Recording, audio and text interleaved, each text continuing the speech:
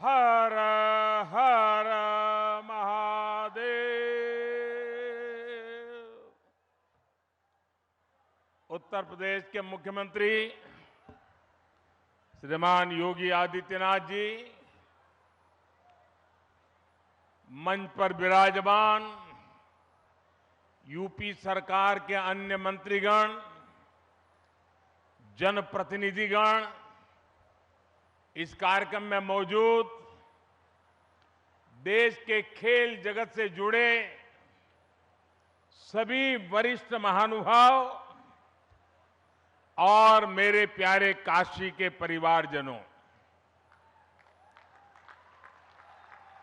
आज फिर से बनारस आवे का मौका मिलल हो। जौन आनंद बनारस में मिलला ओकर व्याख्या असंभव है। एक बार फिर बोलिए, ओम नमः पार्वती पतये हर हर महादेव।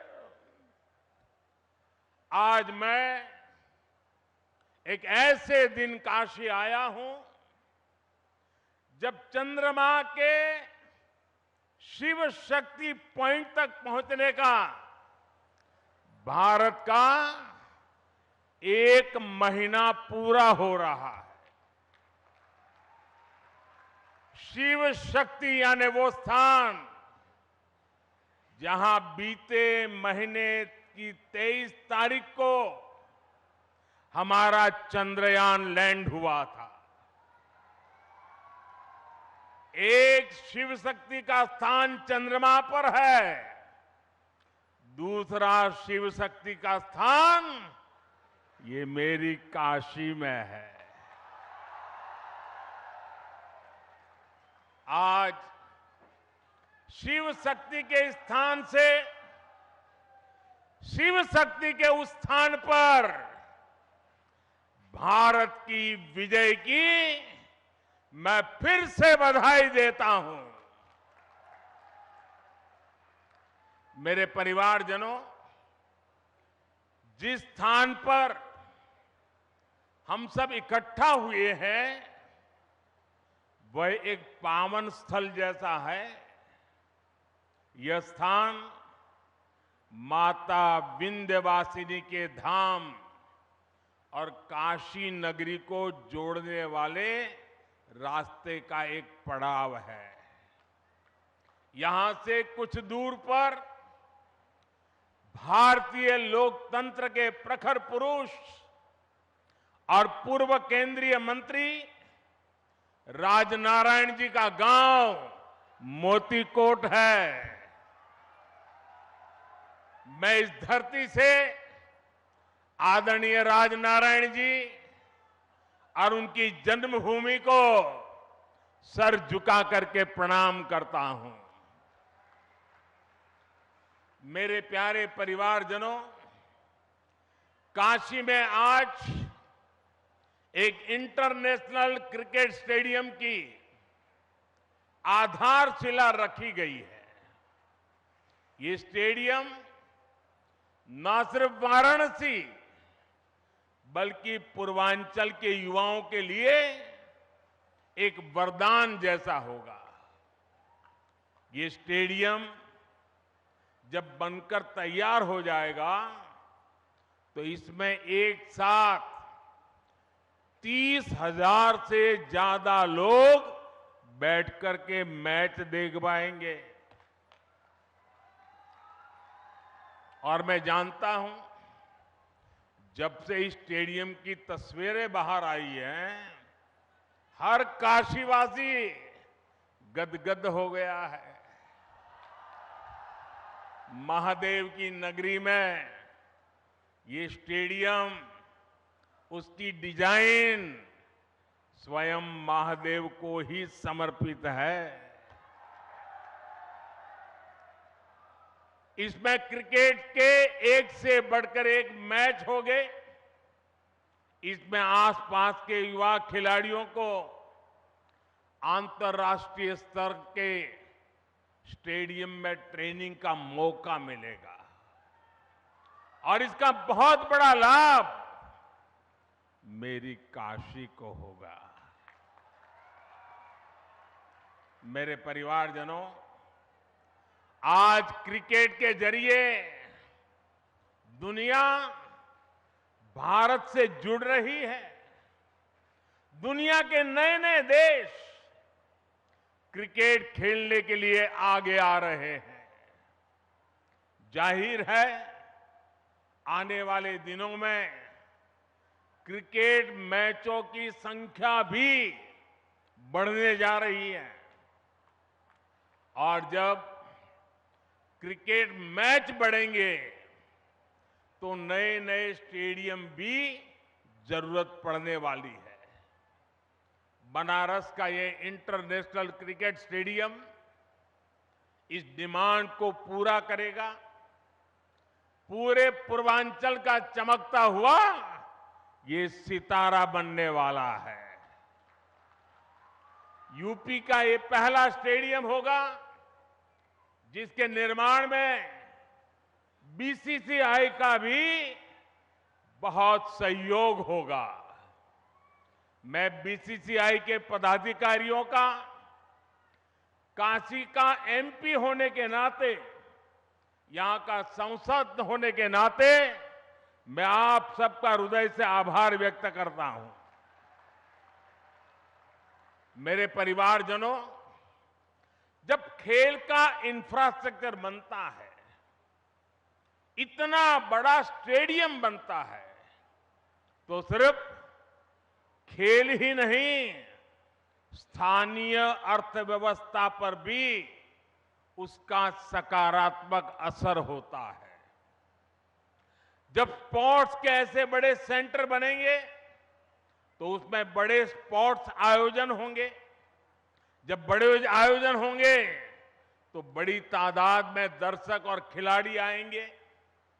इससे होटल वालों को फायदा होता है, छोटी बड़ी खाने पीने की दुकान को फायदा होता है, रिक्शा, ऑटो टैक्सी, इनको भी फायदा होता है।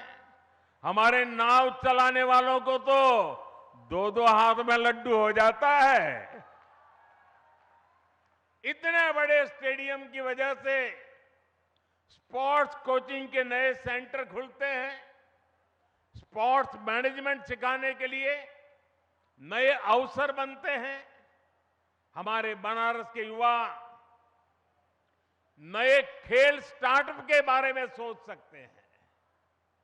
फिजियोथेरेपी समेत स्पोर्ट्स से जुड़ी बहुत सी पढ़ाई और कोर्सेज शुरू होंगे और एक बहुत बड़ी स्पोर्ट्स इंडस्ट्री भी वाराणसी में आएगी। मेरे प्यारे परिवारजनों, एक समय था जब माता पिता बच्चों को इस बात के लिए डांटते थे कि हमेशा खेलते ही रहोगे क्या, कुछ पढ़ाई वढ़ाई करोगे कि नहीं, यही हुड़दंग करते रहोगे क्या, यही सुनना पड़ता था। अब समाज की सोच बदली है। बच्चे तो पहले से ही सीरियस थे ही, अब माता पिता भी स्पोर्ट्स को लेकर के गंभीर हुए हैं। अब देश का मिजाज ऐसा बना है कि जो खेलेगा वही खिलेगा। साथियों, पिछले एक दो महीने पहले मैं मध्य प्रदेश का एक आदिवासी इलाका शहडोल के आदिवासी गांव में गया था। वहां मुझे कुछ नौजवानों से मिलने का अवसर मिला और मैं सचमुच में वहां का दृश्य और उनकी बातें सुनकर के इतना प्रभावित हुआ।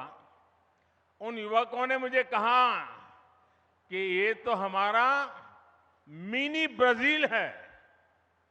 मैंने कहा भाई, तुम मिनी ब्राजील कैसे बन गए हो? बोले हमारे यहां हर घर में फुटबॉल का खिलाड़ी है। और कुछ लोगों ने मुझे कहा कि मेरे परिवार में 3-3 पीढ़ी नेशनल फुटबॉल प्लेयर रही है। एक प्लेयर रिटायर्ड होने के बाद उसने वहां अपना जान लगा दी और आज हर पीढ़ी का व्यक्ति आपको वहां फुटबॉल खेलता नजर आएगा। और वो कहते हैं कि हमारा जब एनुअल फंक्शन होता है तो कोई घर में आपको नहीं मिलेगा, इस पूरे इलाके के सैकड़ों गांव और लाखों की तादाद में लोग 2-2, 4-4 दिन मैदान में डटे रहते हैं। ये कल्चर उसे सुन करके, देख करके देश के उज्जवल भविष्य का विश्वास मेरा बढ़ जाता है। और काशी का सांसद होने के नाते मैं यहां आए बदलावों का भी साक्षी बना हूं। सांसद खेल प्रतियोगिता के दौरान जो उत्साह यहां रहता है, उसकी जानकारी मुझे लगातार पहुंचती रहती है। काशी के युवा स्पोर्ट्स की दुनिया में अपना नाम कमाए, मेरी यही कामना है। इसलिए हमारा प्रयास वाराणसी के युवाओं को उच्च स्तरीय खेल सुविधाएं देने का है।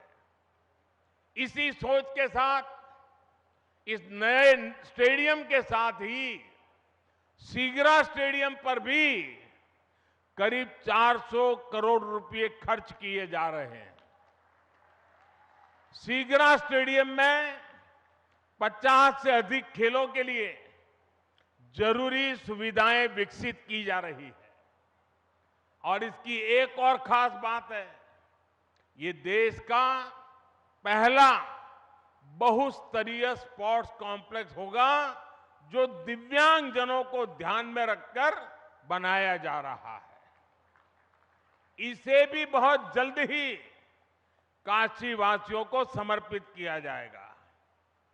बड़ा लालपुर, उसमें बना सिंथेटिक ट्रैक हो, सिंथेटिक बास्केटबॉल कोर्ट हो, अलग अलग अखाड़ों को प्रोत्साहन देना हो, हम नया निर्माण तो कर ही रहे हैं, पर शहर की पुरानी व्यवस्थाओं को भी सुधार रहे हैं। मेरे परिवारजनों, खेलों में आज भारत को जो सफलता मिल रही है, वो देश की सोच में आए बदलाव का परिणाम है। हमने स्पोर्ट्स को युवाओं की फिटनेस और युवाओं के रोजगार और उनकी कैरियर से जोड़ा है। 9 वर्ष पहले की तुलना में इस वर्ष केंद्रीय खेल बजट 3 गुना बढ़ाया गया है। खेलो इंडिया प्रोग्राम के बजट में तो पिछले वर्ष की तुलना में लगभग 70% वृद्धि की गई है। सरकार आज स्कूल से लेकर ओलंपिक पोडियम तक हमारे खिलाड़ियों के साथ टीम मेंबर बनकर साथ चलती है। खेलो इंडिया के तहत देश भर में स्कूल से यूनिवर्सिटी तक की खेल प्रतियोगिताएं हुई है। इनमें बड़ी संख्या में हमारी बेटियों ने भी हिस्सा लिया है। सरकार कदम कदम पर खिलाड़ियों की हर संभव मदद कर रही है। ओलंपिक पोडियम स्कीम भी ऐसा ही एक प्रयास है। इसके तहत देश के शीर्ष खिलाड़ियों को सरकार पूरे साल में खाने पीने, फिटनेस से लेकर ट्रेनिंग तक लाखों रुपए की मदद देती है। इसका परिणाम हम आज हर अंतर्राष्ट्रीय कंपटीशन में देख रहे हैं। अभी कुछ समय पहले ही वर्ल्ड यूनिवर्सिटी गेम्स में भारत ने इतिहास रचा है। इन गेम्स के इतिहास में कुल मिलाकर भारत ने जितने मेडल जीते थे पिछले कई दशकों में, उससे ज्यादा मेडल सिर्फ इस बार, इस साल जीत करके हमारे बच्चे ले आए हैं। वैसे आज से एशियन गेम्स भी शुरू हो रहे हैं। एशियन गेम्स में हिस्सा लेने गए सभी भारतीय खिलाड़ियों को मैं अपनी शुभकामनाएं देता हूं। साथियों, भारत के गांव-गांव में, कोने कोने में खेल प्रतिभाएं मौजूद है, खेलों के महारथी मौजूद है। जरूरी है इन्हें तलाशना और इन्हें तराशना। आज छोटे से छोटे गांवों से निकले युवा पूरे देश की शान बने हुए हैं। ये उदाहरण बताते हैं कि हमारे छोटे शहरों के खिलाड़ियों में कितना टैलेंट है, कितनी प्रतिभा है। हमें इस टैलेंट को ज्यादा से ज्यादा अवसर देने हैं। इसलिए खेलो इंडिया अभियान से आज बहुत कम उम्र में ही देश के कोने कोने में टैलेंट की पहचान की जा रही है। खिलाड़ियों की पहचान करके उन्हें इंटरनेशनल लेवल का एथलीट बनाने के लिए सरकार हर कदम उठा रही है। आज इस कार्यक्रम में बहुत से दिग्गज खिलाड़ी हमारे बीच विशेष तौर पर पधारे हैं। स्पोर्ट्स की दुनिया में उन्होंने देश का नाम रोशन किया है। काशी से ये स्नेह दिखाने के लिए मैं उन सबका विशेष रूप से आभार व्यक्त करता हूं। मेरे परिवारजनों, आज खिलाड़ियों को आगे बढ़ाने के लिए अच्छे कोच और अच्छे कोचिंग का होना उतना ही जरूरी है। यहां जो दिग्गज खिलाड़ी मौजूद है वो इसकी अहमियत जताते हैं और इसको जानते हैं। इसलिए आज सरकार खिलाड़ियों के लिए अच्छी कोचिंग की व्यवस्था भी कर रही है। जो खिलाड़ी बड़ी प्रतियोगिताओं में खेल कर आते हैं, जिन्हें राष्ट्रीय अंतर्राष्ट्रीय अनुभव है, उन्हें बतौर कोच काम करने के लिए प्रोत्साहित किया जा रहा है। देश में बीते कुछ वर्षों में युवाओं को अलग अलग खेलों से जोड़ा गया है।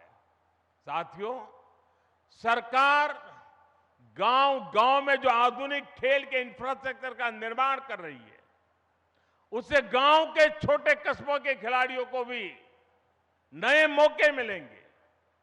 पहले बेहतर स्टेडियम सिर्फ दिल्ली, मुंबई, कोलकाता, चेन्नई ऐसे बड़े शहरों में ही उपलब्ध थे। अब देश के हर कोने में, देश के दूर सुदूर इलाकों में भी खिलाड़ियों को ये सुविधाएं देने की कोशिश हो रही है। मुझे खुशी है कि खेलो इंडिया प्रोग्राम के तहत जो स्पोर्ट्स इंफ्रास्ट्रक्चर बनाया जा रहा है, उसका बहुत अधिक लाभ हमारी बेटियों को हो रहा है।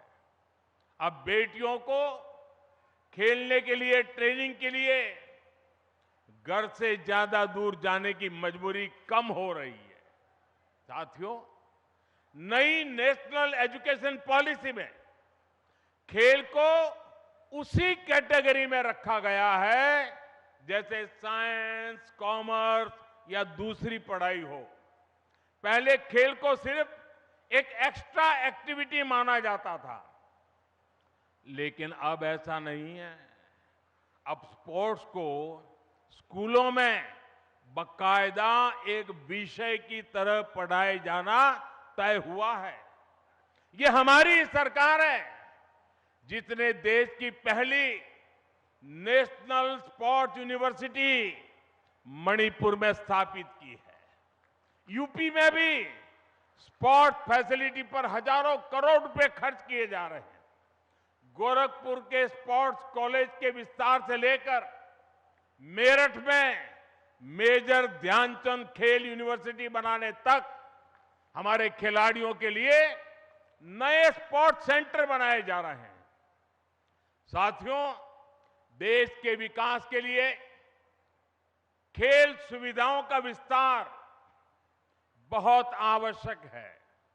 ये न सिर्फ खेलों के लिए बल्कि देश की साख के लिहाज से भी महत्वपूर्ण है।